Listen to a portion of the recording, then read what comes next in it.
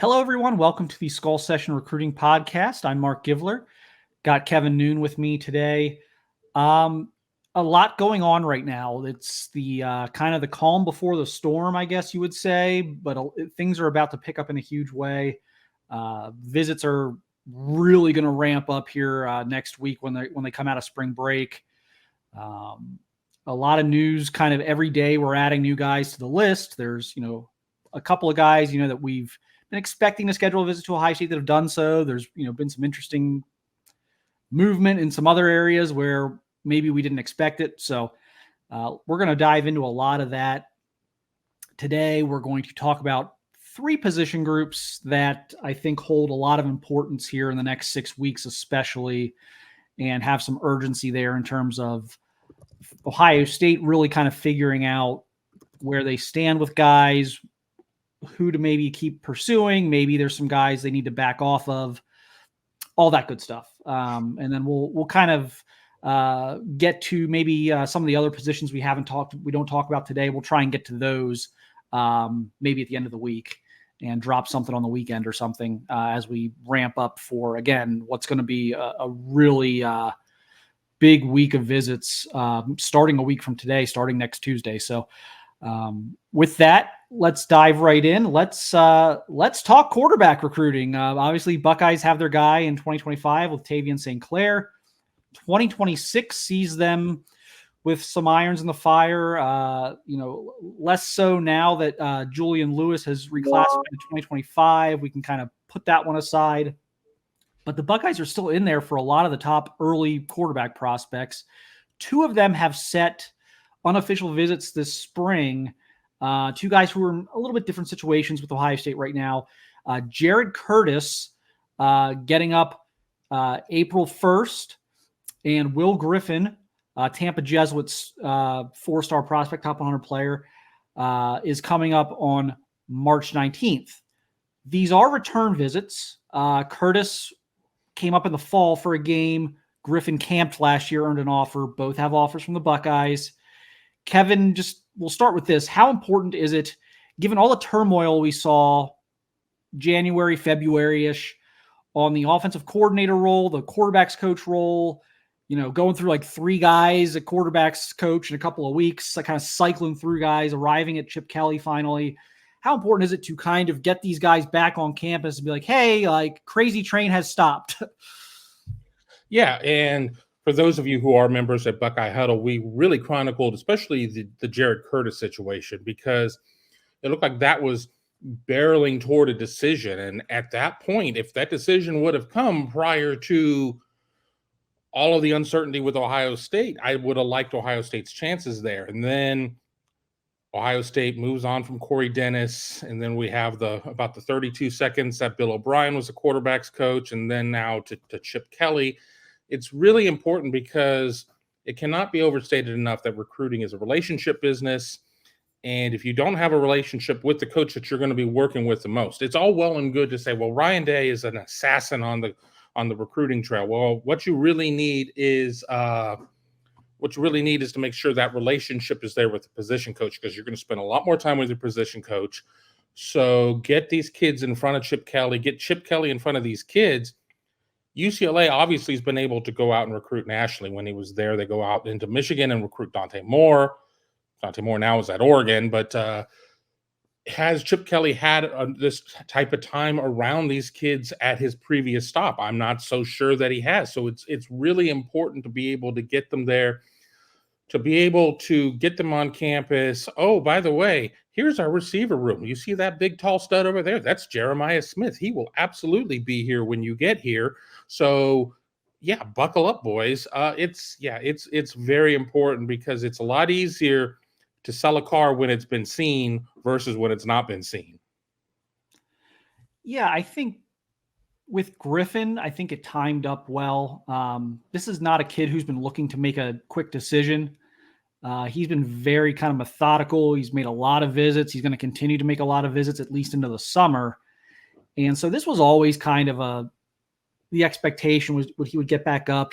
I spent a lot of time around him a few weeks ago down in Florida at one of the Under Armour camps, and he seemed noticeably intrigued, excited, whatever, word you want to insert there about Chip Kelly. He likes Corey Dennis. He worked with him at camp. They offered him.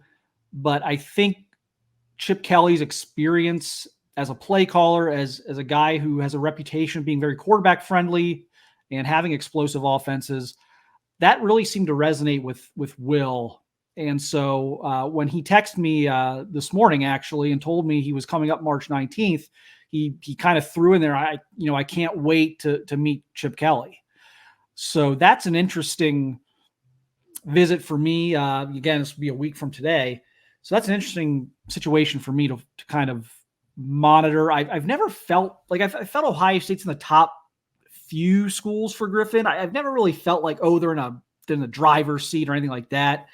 This will be interesting to see kind of what the feel is coming out of this with Griffin and how things go with Chip Kelly.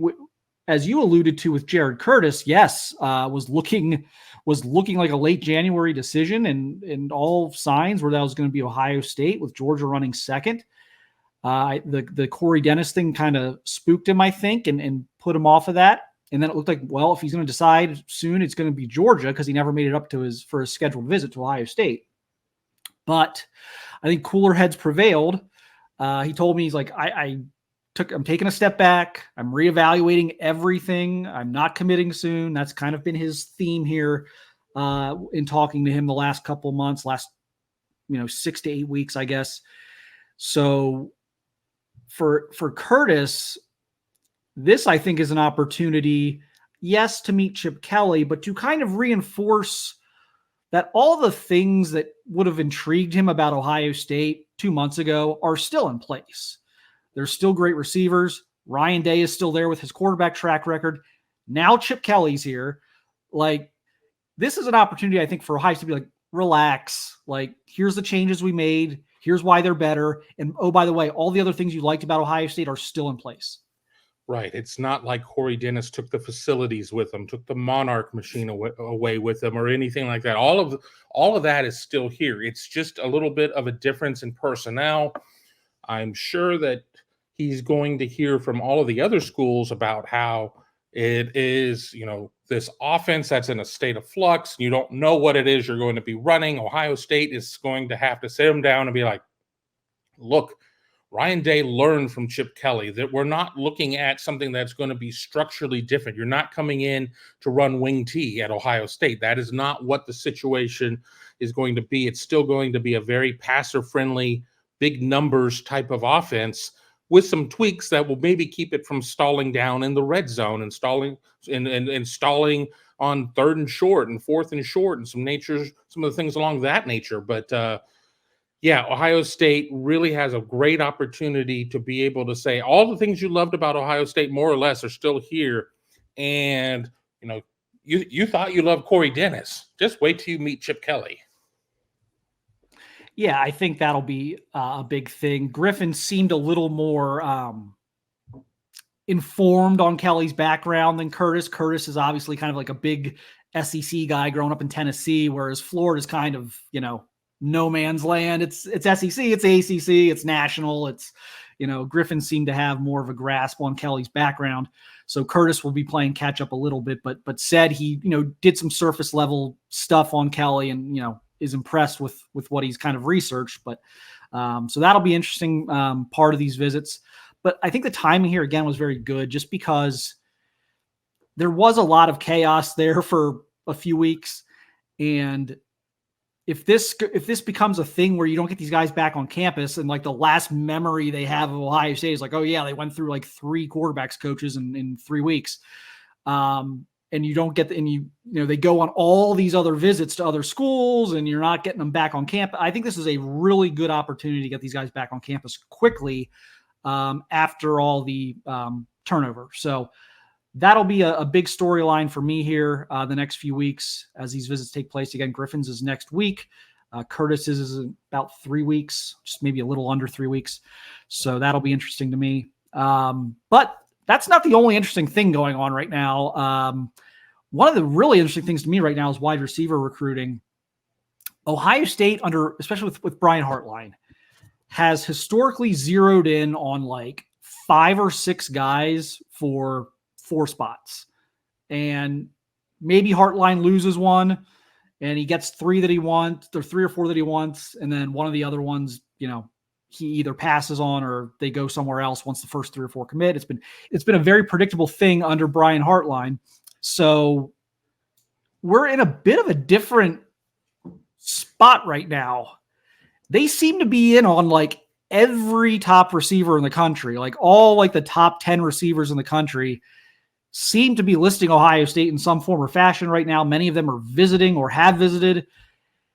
They've got some guys coming up here this spring. They've got some guys I think they're trying to get up this spring. And I think the next 6 to 8 weeks, you got to come out of this with an idea of, okay, which of these guys are we serious about? Which of these guys are serious about us? Who do we maybe need to cut bait with right now because they're not serious or we have other guys ahead of them? I think a lot of important decisions are coming up for Brian Hartline.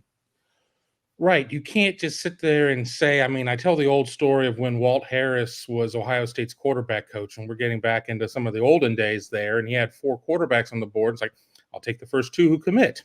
Well, they got David Priestley and Austin Mockerman, and who did not commit in that group, Jesse Palmer.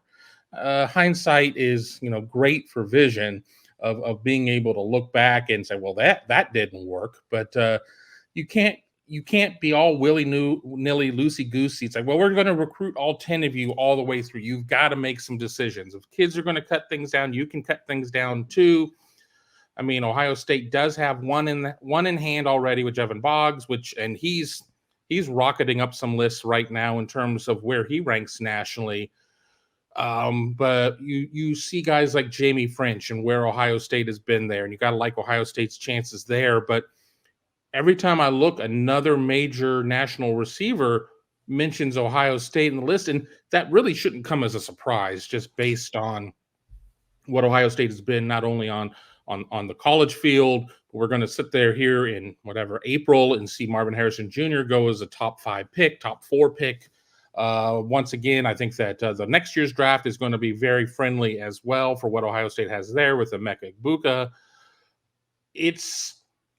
Everybody's going to have Ohio State on their list, but is it a matter of that all these kids are really that interested? Is that just what you're supposed to do as a wide receiver? Well, I'm just supposed to do that. Are you chasing clout at that point? But the fact that these kids are all putting visits in, and we're talking about unofficial visits where you're paying your own way to go and do stuff, that speaks well. But you're right. I think that coming out of the next couple weeks, getting into the spring evaluation period and everything else, you'd like to at least have a little bit of a better idea. And while maybe Brian Hartline and Chip Kelly and Ryan Day don't have exactly a ranked list of 1 to 10, let's just say if there's 10 guys out there, at least you kind of have an idea of the direction you're going, because there's only a finite amount of resources and you can't just sit there and shotgun it. You've got to get laser focused on some of these guys. Yeah, it's going to be interesting to see, as a domino or two maybe falls in the next few months, kind of how they distribute their time and effort. You got Takorian Moore now putting Ohio State in his top 4. He's committed to LSU. He's ranked the number 1 receiver in the country by a lot of the services. Is that a worthwhile chase right now? Obviously, Devin Sanchez is trying, fellow Texan there, and we'll see. You've got Khalil Lockett coming in next week, who I really like. I think he's a big-time player, and who, frankly, they were late offering. They didn't offer him until December, but when they offered, I kind of talked to him for a few minutes, and he was ecstatic about the offer. He's one of the schools he always wanted to be offered by, and so now he's coming up in a week. How serious is that? You're in a pretty good spot with Jamie French, but you probably have to realize that's going to, whether he commits somewhere or not in the meantime, that's going to go into the fall. That's not just going to be over with anytime soon. You've made a move for Vernell Brown this offseason. Florida legacy. Florida's kind of a mess right now, so the window is open there. That's another one, though. It's Vernell. I just spent some time with him a few weeks ago. It seems very Florida schools versus Ohio State-y right now. It's very like, I'm not saying no one else is involved, but it feels like that's the decision right now is, do I stay close to home in one of the Florida schools, or do I go to Ohio State? And we know that can come with some risks. So yes, they've really got to do their homework here the next 2 months and kind of figure out, who do we like the most? Who do we think likes us the most? Whoever overlaps in those, in that Venn diagram, you're going to want to keep at it. Are some of these other guys serious? Let's figure this out, because you may have to make decisions about chasing guys late in the process or holding a guy off that you could ultimately lose by chasing some of these guys. So there's a lot going on there. And so that to me is another fascinating thing. Nashon Montgomery, I think, is leaning to LSU right now. He's trying to get back up this spring. We'll see if that gets set. That may take care of itself if he doesn't get back up this spring or summer. But yeah, it's just, there's so much going on there. It's just a very different vibe. It's not like the laser focus of 5 or 6 guys for 4 spots. It's like 10, 11 guys for 3 spots now, and so it's become a little more complex, I think, than usual for Heartline, but good problem to have, right? I mean, it beats the alternative of not knowing how to fill out the spots. And the reality is, Ohio State is looking nationally, and there's some dudes in the state of Ohio. I mean, it's just not the right time to be a receiver that really wants to go to Ohio State unless you're like in the top, dozen. And that's going to be very difficult. And at least maybe you have a little bit of a safety net if things, absolutely unraveled.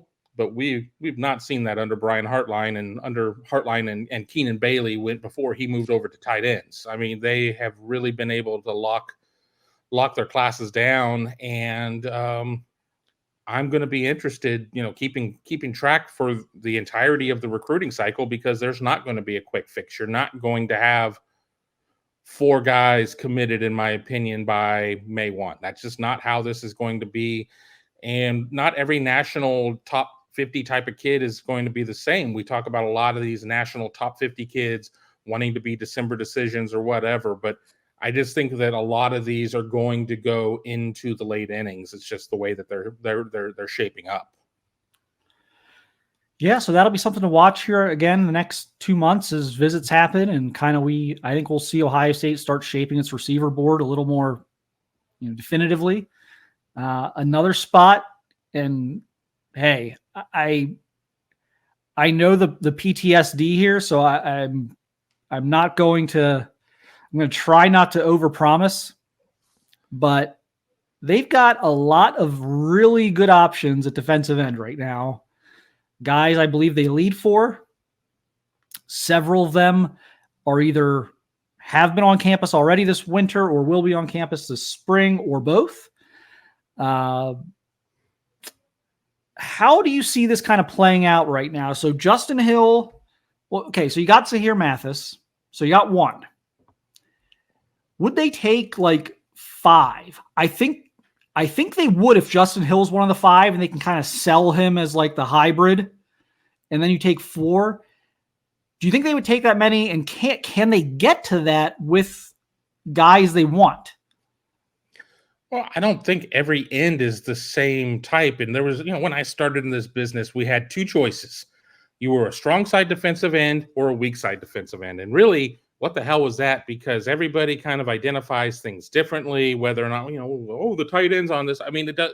Who cares? I mean, but there are so many different body types and classifications of what some of these guys are. And you're going to see some guys as more of your rush ends. You're going to see, you're going to have your big defensive ends. You're going to have your guy that could kind of be a combo who might be able to slide in and play some 3. So we're not looking at Ohio State potentially taking 5 guys that are within an inch of each other in height and within 7 pounds, give or take, one way or the other. There are a lot of different body types of what's going to be there. Now, with that being said, I think that if you take player A, it may disqualify you for player B because they're too close to one another. But Ohio State absolutely, after missing its number in 23, after or I guess in 24, after missing his number in 24, and after, seeing and 23 and 23, JT's going to be gone. Jack's going to be gone. I mean, you're getting toward the end of the line with young guys that you don't necessarily have not been able to put together a ton of tape, but where do you stand in the near term with Kenyatta Jackson? Where do you stand in the near term with Caden Curry? I mean, it's a room that is going to be thin on numbers, and you're going to have to, I don't think you can sit there and say, well, do 4 this year and load up and say you're going to try and do a big class next year, because nothing is for certain. Ohio State, for certain was going to get Lightfoot and Justin Scott and everything out, Dylan Stewart, and landed with none of them. So you have to strike while the iron is hot. It's the same as when people talk about banking scholarships. You can't play the banking game. You have to recruit as if this is your last class, because if you don't, it may be your last class. And I think they will. I think they'll recruit. I think they'll take 4 or 5. I really do. Yes, especially if we consider Justin Hill one of those. They have to. I mean, you can't rely on true freshmen at that position. You can sometimes land a guy who can help you as a rotational player early, but the guys who can step right in, the Joey Bosa's of the world, are few and far between. You're usually a developmental prospect. You're usually a year 2 guy. Even if you're a superstar, you're generally a year 2 guy. So with Curry and Jackson coming up, they'll be seniors when the 2025 class arrives. So you're about to just unload your defensive end room. I mean, you're about to just lose your top 4 guys in the next, 18 months or whatever it's going to be.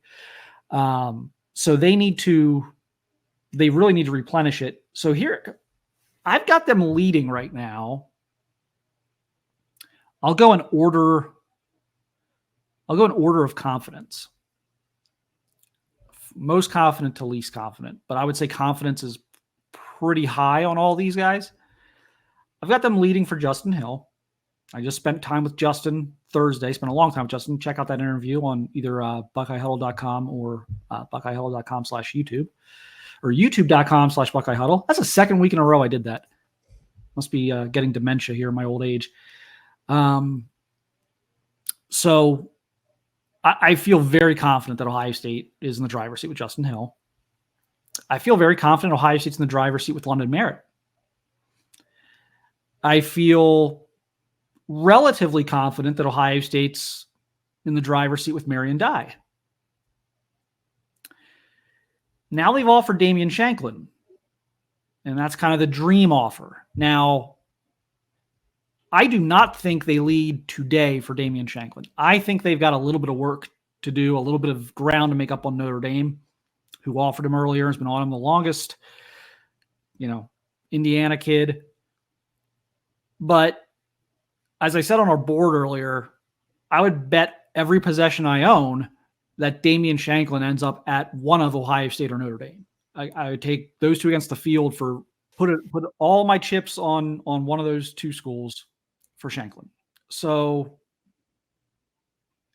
then Javen Boggs tells me last week that he's still recruiting Javian Hilson, his teammate at Cocoa, Florida, who camped with Ohio State last year. And Ohio State's kind of been one of his top few schools throughout the process, but he committed early to Alabama, decommitted when Nick Saban retired, and then immediately committed to Florida State. But they're still keeping the door open there. So there's just so much going on here, but they don't want to fall in the last 2 years trap of getting caught. But it just feels to me like this is going to be a big class. I mean, anything you disagree with there in terms of who they're leading for? I mean, I think they're leading for those 3 guys for sure.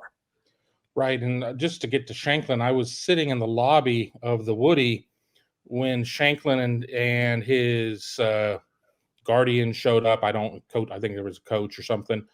And they were talking with an Ohio State staffer. It's like, oh yeah, this is his dream offer. And fortunately for me, Shanklin was wearing the same, the same sweatsuit that he was wearing when we interviewed him in Indianapolis the week of the NFL scouting combine. Not that I would not know who Damian Shanklin is. I mean, he is quite an impressive build for a young football player. And I'm like, yep, that's Shanklin, all right. And from everything I heard, the visit went really well. I do agree that Notre Dame's going to be an issue in that one, and it's going to come down to a lot of sweat equity on who's going to be able to get that there. But certainly Justin Hill, mentally, he's already in the class, in my opinion. And that's, not to take anything away from when he makes his decision and announcement, but Ohio State does not generally lose that kid in any scenario.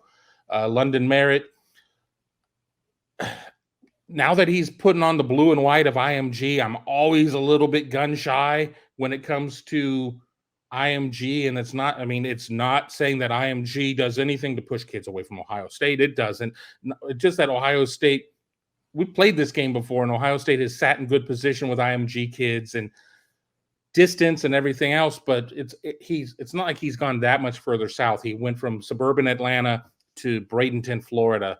I think that's the one that I would sit there and say, I'm not really ready to put all of my chips in there, but I'm willing to 3-bet it. I'm not ready to go all in, but I will 3-bet it. Yeah, and then you've got, even like in state, you got Brandon Caesar, who I think they are still trying to figure out, is he an end? Is he a tackle?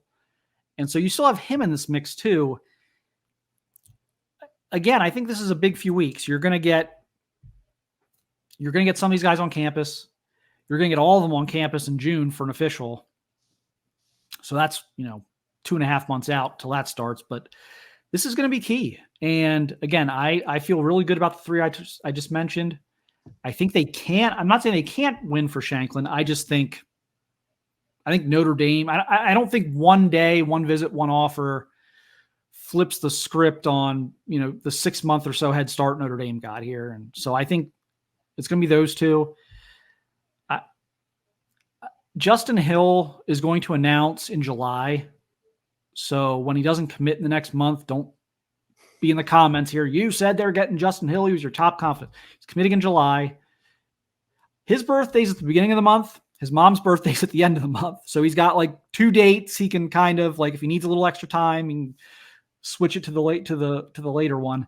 But that tells me, obviously, he's going into decision mode here these next few weeks. Oregon's pushing. He was very honest with me about Oregon. He said, that's the school. Like, I asked him, like, okay, who's making this tough? Because we know you like Ohio State. Who's making this tough for you? And he said, Oregon, 1,000%. So there's a little bit of, there's some hurdles here. Will a school throw out the big NIL offer? Look, Justin's a hell of a player, plays a premium position. So, that's my only concern on Ohio State's end.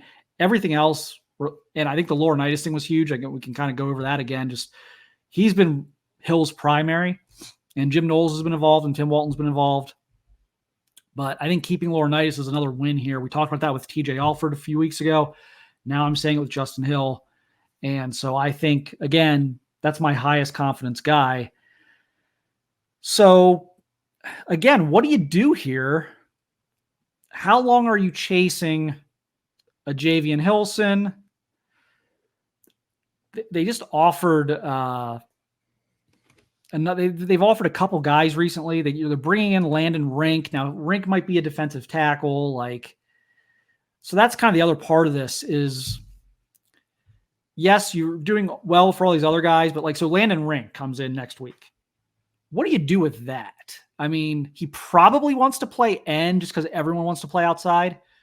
He probably can't. He's probably a tackle. Texas guy. Again, yes, Devin Sanchez, Pied Piper, blah, blah, blah. We get it. But don't you have to kind of come out of next week okay, we're in it with Landon Rink. We're either all in on Landon Rink or we're all out. Don't you have to kind of take that visit as the opportunity for that? I think you have to kind of see where he stands up against everybody else on your board.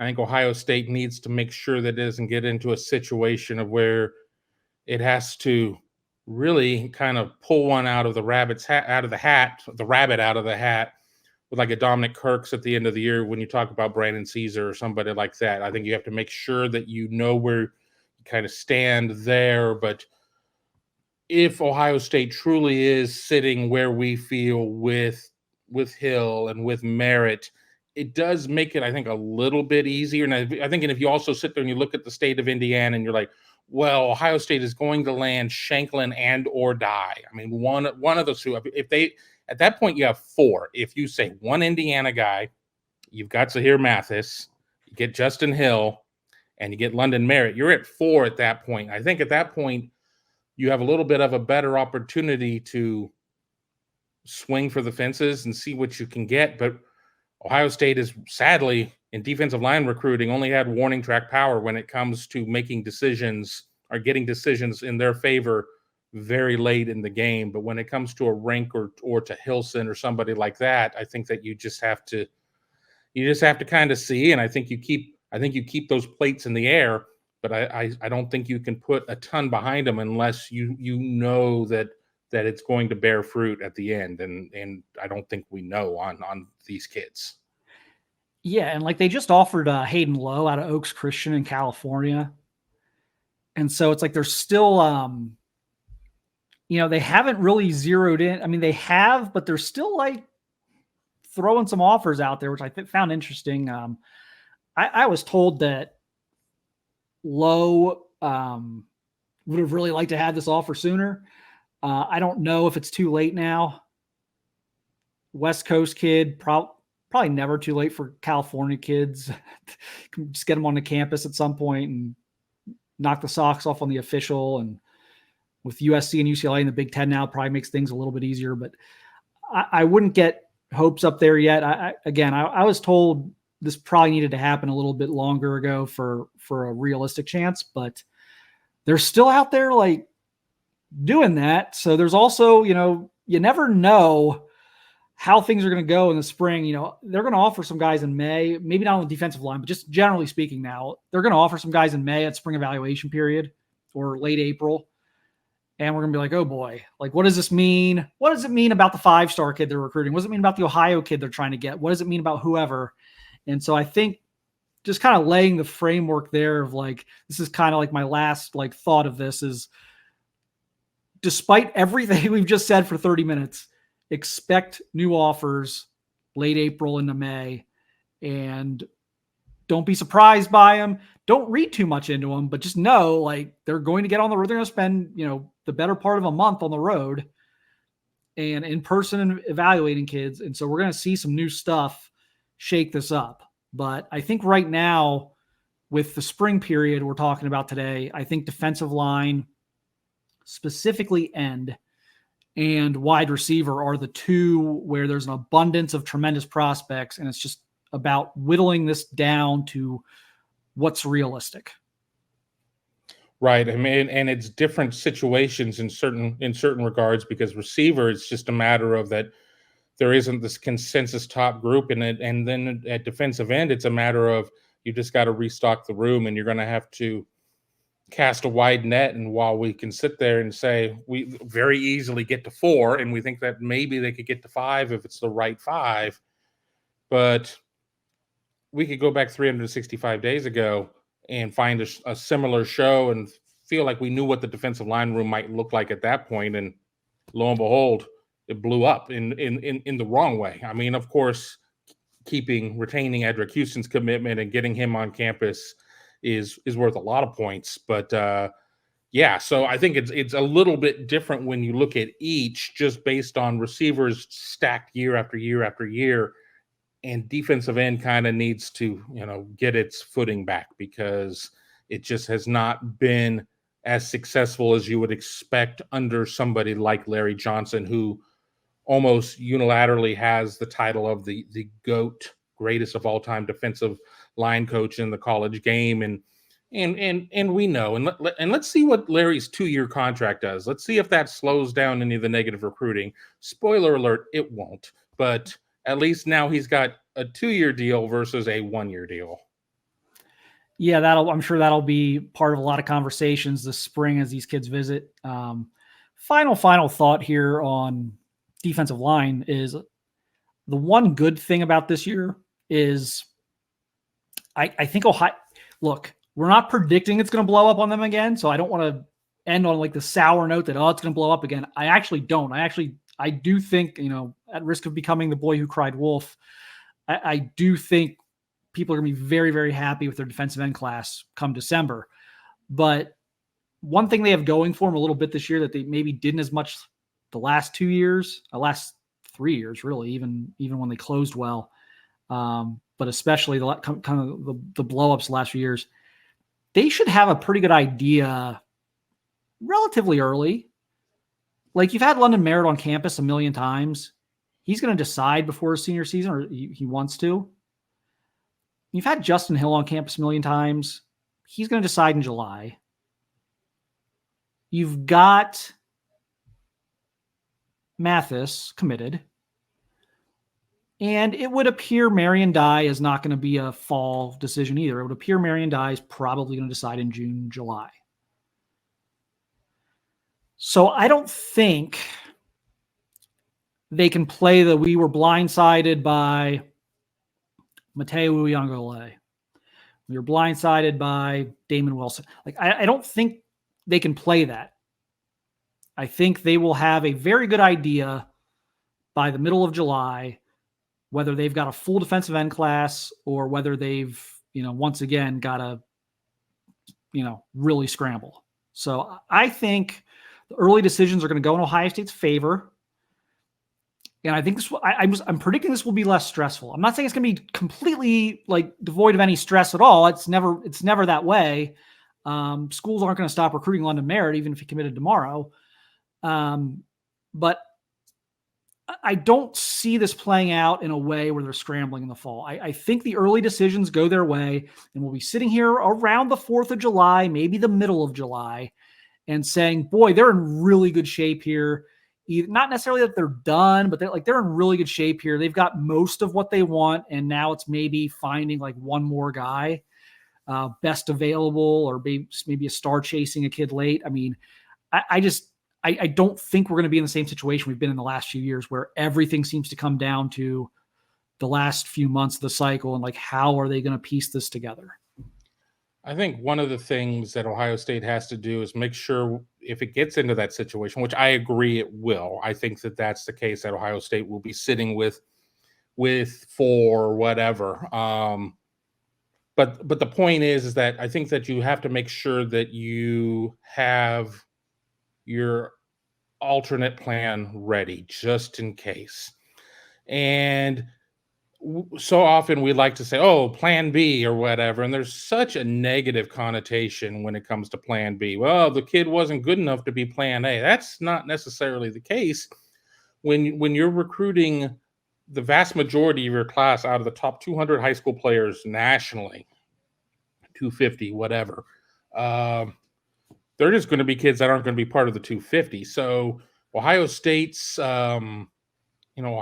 record in terms of star chasing has been mixed through the last couple of years. For as great as Ohio State's classes have been overall, Ohio State's ninth inning clutch pinch hit has not dropped for a hit at this point. So get that class. You got to make sure that if you get these guys, you keep recruiting them. Don't let Penn State or somebody else get in on Zahir Mathis or whatever. You got to keep on. And that's what makes this whole thing so fun and keeps people so addicted to recruiting that just because you think where something stands here on March 12th doesn't mean that's where it's going to stand on April 12th or May 12th or November 12th. Yeah, so a lot of reason for optimism right now. Again, they're off to a great start with recruiting in 2025. They are in strong position. I don't see a lot of situations this year. Usually we see them early that's oh boy, what are they going to do here? I mean, the only one right now where I'm is offensive line, which I think we're going to talk about in the next podcast we do. We'll talk about O-line a little bit.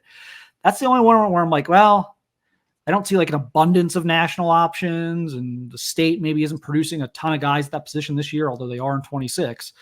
But yeah, I mean, it just feels like they're in a better spot in terms of limiting scramble mode late. And we'll see. Again, we're going to see the ridiculous NIL discussions come into play in November, early December. We're going to see the ridiculous desperation of teams. We're going to see some teams kind of fall off the radar with coaching changes. Other teams maybe gain some momentum via that same process. So just a lot that'll unpack here late. But like I said, as we snapshot this right now, I think they're ahead of the curve. I think they're in a really good spot right now. They've got some class leaders. I think that's something they haven't always had the last few years. Tavian St. Clair, Devin Sanchez, just to name two. They've got some class leaders on both sides of the ball. I think they've got the staff balanced pretty well right now on the recruiting front. I thought it was out of whack there for a while where all the big recruiters were on the offensive side of the ball. Walton's rolling. Matt Guerrieri's doing a really nice job here in his first couple months. He is taking it very seriously. So, early, but again, like where they stand here. I hope everyone enjoyed kind of our rundown of these position groups and kind of the importance of these upcoming weeks for them. We will try, and again, I'll try and jump back on here maybe for like a weekend episode talking about maybe the O-line and some other things. And we do need to do a listener questions one soon. So I promise we'll get to that here soon as well. Maybe go live at some point. You could go live at some point as well. Yes, maybe we'll do that too. So appreciate everyone watching and listening, and we will talk to you again soon.